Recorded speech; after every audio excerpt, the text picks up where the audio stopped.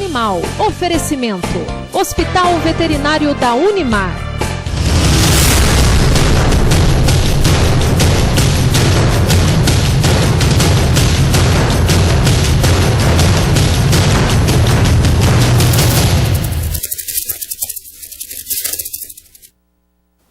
Olá, sejam bem-vindos. Começa agora mais uma edição do nosso programa Saúde Animal e, como sempre, em todas as semanas, temas relacionados às profissões de medicina veterinária, zootecnia, ciências agrárias de um modo geral. E aqui a gente tem sempre a oportunidade de conhecer um pouquinho mais, né, sobre esse vasto universo relacionado a essas respectivas profissões. Hoje, por exemplo, nós vamos falar sobre um tema muito comum no dia a dia quando a gente pensa em saúde, né, saúde pública, pensamos em obesidade, a gente sempre já associa a diabetes.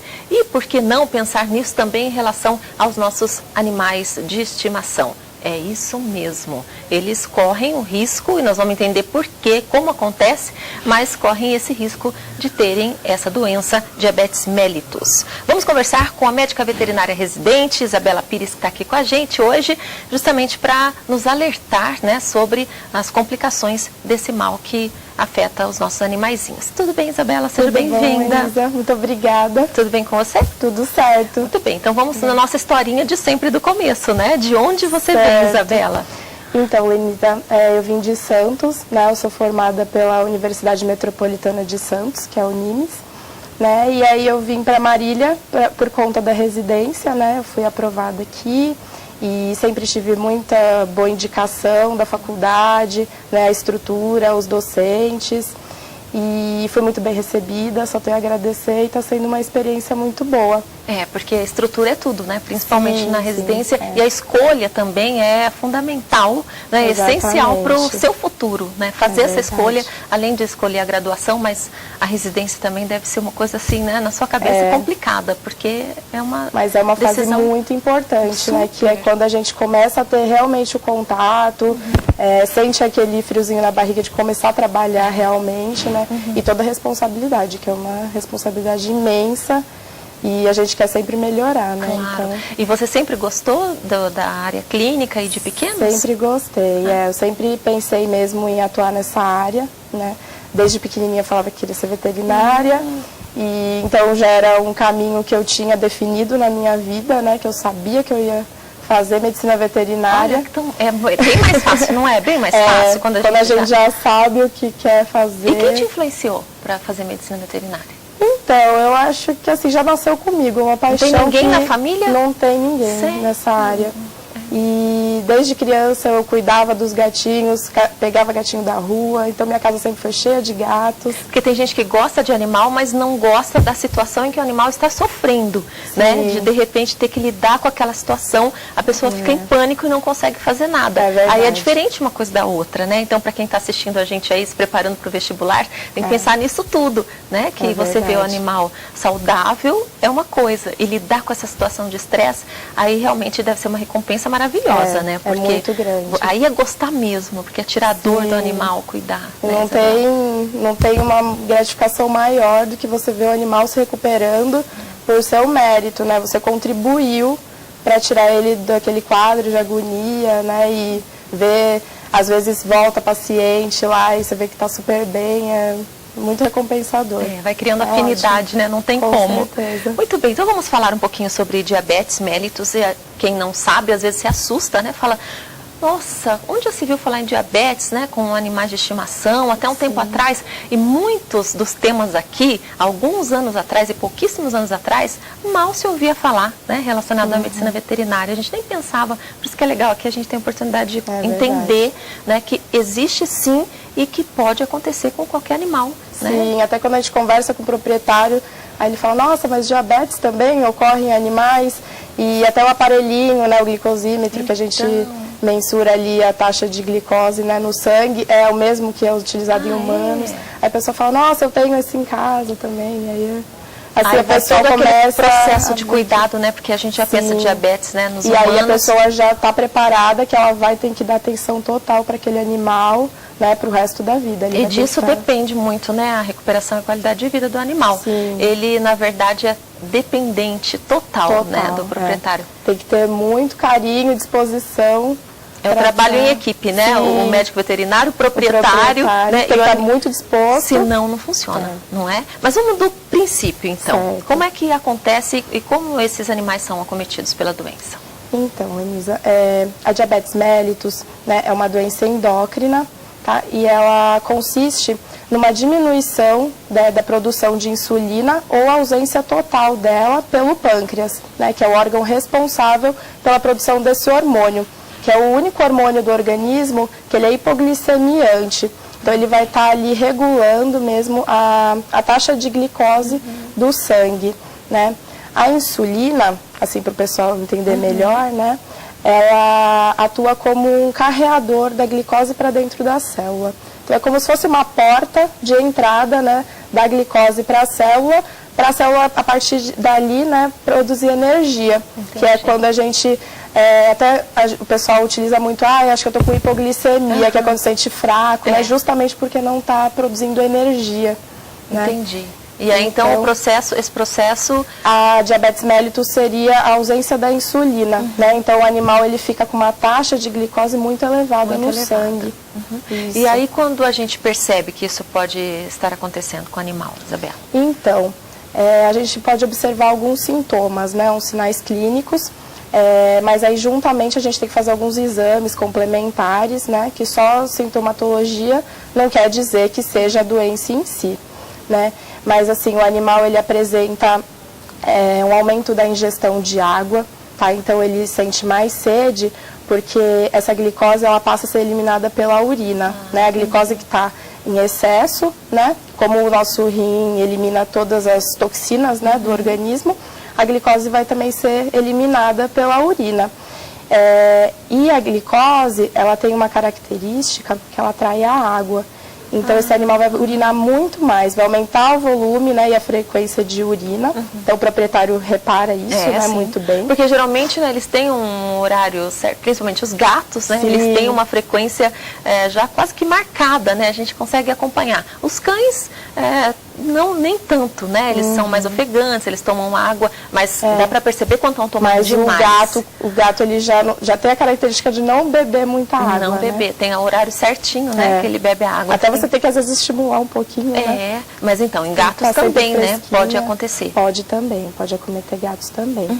Então, aumenta a urina, né, o volume, a frequência, aumenta a ingestão de água, justamente para compensar essa perca, né, essa perda do organismo. O animal ele vai sentir mais fome, então vai aumentar o apetite, porque ele não vai ficar satisfeito, né? Então, como a glicose não está entrando na célula, ele não ativa o sistema de saciedade, né? Então, o animal ele sente mais estímulo para comer, né? Para ingerir alimentos. E também ela causa perda de peso progressivo. Quer dizer, está comendo bastante, mas está emagrecendo. Está perdendo peso, porque como não tem glicose entrando na célula formando energia, o organismo, né, nosso e dos animais, começa a utilizar a gordura como fonte de energia. Entendi. Então o animal começa a ter aquele emagrecimento mesmo. Vai secando, né? Vai. Mas em relação à idade? Em que fase geralmente acontece? Geralmente, entre 7 a 9 anos, e é bem comum de ocorrer em fêmeas, tá? Então, cadelas fêmeas que não são castradas, né? A progesterona é um hormônio que também é hiperglicemiante, então ele inibe a ação da insulina, faz aumentar a glicose também. Então, outro benefício da castração seria evitar a diabetes. Seria também evitar isso, a prevenção. Nas fêmeas, nas gatinhas também, nas felinas. Isso, também. Né?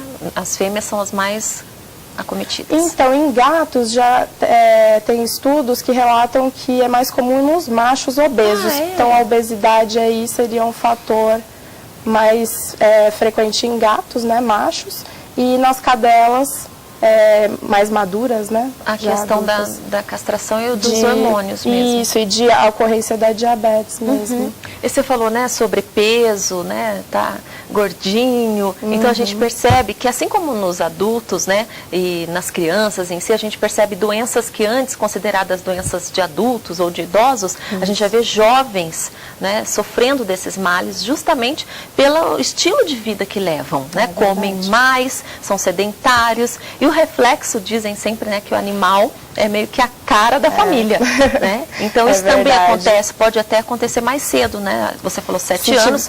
Pode também ter uma predisposição genética, então também pode acometer. Uso de corticoide também por muito tempo pode também levar a diabetes. Então, assim, são muitos fatores. E esse aumento do peso também, né? Também. O animal sempre acima do peso, não pratica nenhuma atividade física. Isso, a atividade física também é muito importante para eles, né, que estimula ali a ligação da insulina, então é muito importante também sempre estar levando o animal para caminhar. Sim, e vai todo mundo junto. Sim, você tem umas fotos, né, Isabela, pra gente ver? Fotos. Vamos começar a dar uma olhadinha nas fotos? Vamos lá, tá dando para você ver aí? Tá sim, tá ótimo. Essa foto pode ser uma consequência, né, que é muito comum ocorrer em cães, né, diabéticos, que é a catarata em decorrência da diabetes mesmo. Então, se não for controlado a tempo, né, não intervir, né, a tempo, pode acabar ocorrendo a catarata, né, uma consequência. Aí é um gatinho, isso aí já atingiu, né, o sistema neurológico, então ele adota essa posição, né, que ele apoia a patinha inteira no chão. Como se fosse sentar? Isso, e ele não consegue caminhar, né, adequadamente. Então, em gatos, esse é um sintoma. E isso é permanente? Ele não volta mais? Então, e por isso que a gente fala, sempre está acompanhando o animal para não deixar chegar numa fase dessa. Aí já é eu coloquei, né, para exemplificar o aparelhinho de glicemia. Né? A glicemia normal, né, em jejum, assim, varia mais ou menos de 80 a 100 miligramas por decilitro. Então, a gente considera, né, um sinal de que o animal pode ser diabético quando essa glicemia está de 180 a 220, então é assim, uma taxa bem alta. Entendi. E já pode ser um indício. Né? Vamos ver? Vamos para a próxima. Então, aí eu coloquei essa foto já para falar do tratamento, né? Que a gente acompanha, então, com dieta, né? Adotar muda a alimentação. Muda a alimentação, adota uma dieta pobre em carboidrato e gordura e mais rica em fibras e proteínas. Tá? E assim, sempre controladinho, não deixar o animal em um grande espaço de tempo sem se alimentar. E nem comida à disposição dele o tempo todo. Também não. Agora, esse aí é de chorar. Que delícia! Não pode mesmo. Não pode. Não pode. Principalmente chocolate, que é tóxico, né? Então, assim, tem que tomar muito cuidado. Essa mania de achar assim, ele vai ficar com vontade. Olha lá, a carinha dele. Ele não sabe distinguir. Não pode se render ao olhinho dele. Porque ele não sabe distinguir o que é uma coisa e o que é outra. Sorvete, que eles adoram, né? Então tem que tomar cuidado. Muito cuidado. Aí também a importância, né, de estar praticando caminhada. Não precisa também sair correndo, né? Só uma caminhadinha diária. Manter essa constância, né? De sempre levar. Não deixar o animal ficar sedentário. Né? Preso, né? Exatamente. Num lugar sempre ali sofrendo, estressado. Né? Porque o estresse também... O estresse também contribui. Contribui, né? Contribui, E aí eu coloquei essa imagem, né? Que ela fala ali dos sintomas, para os proprietários ficarem atentos, né, e para ver a importância de estar fazendo os exames de rotina. Então, levar o animal periodicamente ao médico veterinário, né, não deixar assim para levar só quando o animal está já com os sintomas, tá fazendo um check-up mesmo, né, com o exame de hemograma, bioquímico. A gente faz também o exame de urina, urinálise, para ver se tem glicose na urina. Não, e o próprio profissional, quando tem mais contato com o animal, ele mesmo percebe, não é? Então, de repente, ele já conhece, desde pequenininho está cuidando, aí vai para aquela consulta de rotina, lá tem uma coisa diferente aqui. Então, o hábito, né, é que ajuda muito também. A prevenção é a melhor escolha, com certeza. Verdade. Tem mais foto? Eu acho que agora não. Terminou. Então, deixa eu te perguntar aqui em relação às raças. Eu até anotei, porque senão eu vou perguntando várias coisas e esqueço que eu quero raças predispostas. Existem raças específicas ou todas? Tem sim. O poodle é um animal que a gente percebe bastante, né? Como eu te falei, as fêmeas, né, em geral, podem estar sendo mais predispostas. Mas assim, eu elegeria o poodle como preferida, assim, os bacês. Os menorzinhos? Isso. Labrador também, Não é só pequenininho, tem o labrador também. O labrador é super sensível, né? Ele é um animal muito sensível. Ele é grande, forte, mas por outro lado, muito sensível. Sim. Não sei se você pode me tirar uma dúvida. Nós vimos ali o animalzinho comendo, né? Tem o cãozinho e o gatinho. Esses dias eu vi que diz que não pode colocar o gato para comer numa travessinha que seja muito funda, porque o bigodinho dele tem que ficar, não pode... Ah lá! É mito ou é verdade isso? Eu falei, gente... Das vibriças. Será que é mito? Porque o meu, acho que acostumou comer Aí, desesperada, saí atrás de um potinho que fosse raso. Sim. Aí troquei a vasilhinha dele comer. Aí ele não quis comer. Porque se troca, né? Gato é assim. Ele já tá acostumado com o cheirinho então dele. Eu falei, acho que mal não tá fazendo pra ele. Porque não, aí eu voltei mais pra não exagerar na quantidade mesmo, né? Porque você não pode colocar muita ração. Mas esse... do bigodinho não faz sentido, né? Me falaram, eu falei, meu Deus, então... Porque o bigode, na verdade, ele tem todos os sentidos ali, né? Ele como se fosse o equilíbrio do gato. Se ele não conseguisse entrar, ele daria um sinal. Acho que mais para ele ficar mais atento, talvez. Mas dando para se alimentar, a gente percebe que está tudo bem, senão ele não comeria, né? É verdade. Ainda mais gato, que é super resistente. Com certeza. Vamos para a nossa palavra do aluno? Claro. E a gente já volta aqui para continuar a nossa conversa, para daqui a pouquinho encerrar, porque passa muito rápido. Nós vamos ouvir mais uma vez a palavra do aluno, lembrando que já nesse próximo semestre nós teremos novidades no nosso Saúde Animal, né? Já completando 9 anos ininterruptos no ar. Então, o professor Dr. Fábio Manhoso, que é o idealizador desse projeto, nosso coordenador aqui de conteúdo, né, do programa. Então nós estamos preparando novidades, inclusive com participação, né, da palavra do professor. Aí nós teremos também dicas preciosas em todos os programas e o professor Dr. Fábio Manhoso já está se preparando para participar com a gente em todas as nossas edições. Isso já a partir de agosto. Então vamos aguardar. Enquanto isso, vamos para a palavra do aluno, que a gente adora acompanhar também. Vamos lá.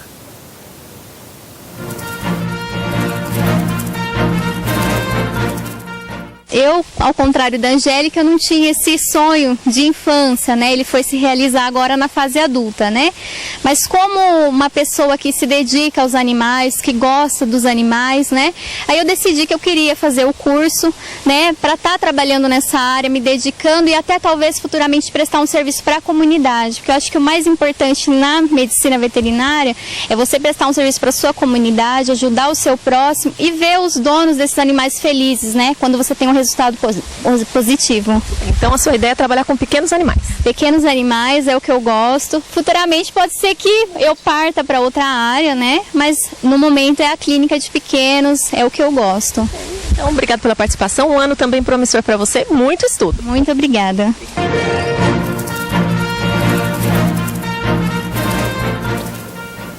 Muito bem, já voltamos depois dessa maravilhosa participação, né? A motivação, o entusiasmo é sempre muito importante para nós aqui, faz toda a diferença. Agora a gente segue, né, para já o finalzinho do programa. Muitas dúvidas existem sobre esse tema, por isso fica a sugestão para que você consulte sempre o médico veterinário, né, de sua confiança. Mas aqui a gente não pode deixar de falar sobre a questão do monitoramento, né, desse tratamento, como nós falamos, trabalho em equipe. O médico veterinário auxilia, né, fala o que tem que fazer em casa, o proprietário tem que seguir todas as regras, Com certinho? certeza, é uma parceria, né? E até, assim, a insulina, né, que vai ser aplicada, né, a gente faz a terapia com a insulina. Existem 3 tipos de insulina. Então, uma seria a rápida para casos emergenciais, né, a intermediária e a lenta absorção para manutenção mesmo. E, assim, é muito importante estabelecer a dose, né? Então, a gente inicia com uma dose bem baixinha, né, e vai assim acompanhando o animal. Então, o proprietário em casa, né, ele vai vendo a glicemia. Deve ficar nervoso, né, para aplicar no começo, mas depois acostuma. Se acostuma. Hoje em dia as pessoas já até perderam mais o medo, assim, porque é muito comum ter um parente, né, que tenha também, aplique. E aí, só para deixar bem claro, assim, que a dose de humano, né, a dose de humano para o cão, né, e o gato tem outra dose. Então, a pessoa nunca tomar frente de já aplicar, né, porque uma dose muito alta da insulina pode levar o animal a uma hipoglicemia, né, que acaba sendo mais perigosa do que a hiperglicemia. Né, o animal pode ter convulsão, entrar em coma e até mesmo virar óbito. Então, quer dizer, todo cuidado é pouco, né? E se você já cuidar do seu animal, nesse caso, então, monitoramento total, né? Com todos os dias. certeza. E no início, geralmente, o médico veterinário vai acompanhando toda semana também, isso, né? o animal vai indo quase toda semana, às vezes dia sim, dia não, né, intercalando, até a gente adaptar uma dose para aquele animal, mas o importante é sempre ver a causa, né? Se a fêmea, por exemplo, descompensa quando tem o cio, aí tem que castrar para conseguir a manutenção adequada.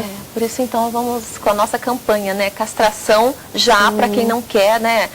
Filhotinhos, não trabalha com isso. Então, para que vai, né? Ou se você quiser 1 ou 2, né? Uma vez só, mas depois castra. Tudo bem organizado e planejado, né? Para o animal não sofrer e depois a família também ter que arcar com essas consequências, né, Isabela? Castração é super importante. Sim, com certeza, é super indicado. Super indicado, tá vendo?